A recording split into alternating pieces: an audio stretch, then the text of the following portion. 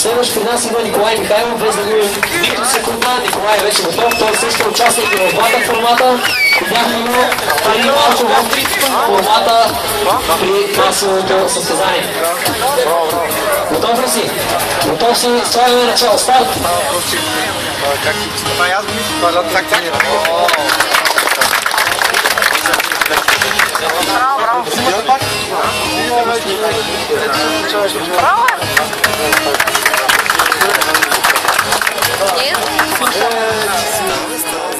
Капитането на Николай до момента в фристайл определено е по-доброто в масовия кръг.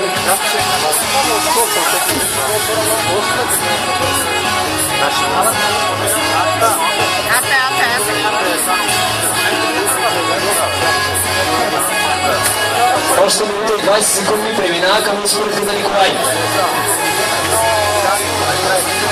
Концентрира се. Много добре. Тук преминава в доста тясно пространство. Браво, Ники! Имаш още цяла минута на разположение.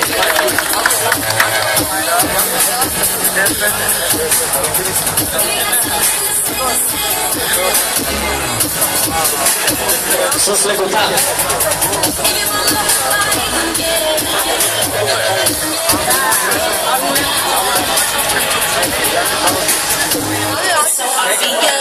Нека ви подкрепим с аплодисменти, още 30 секунди да остават.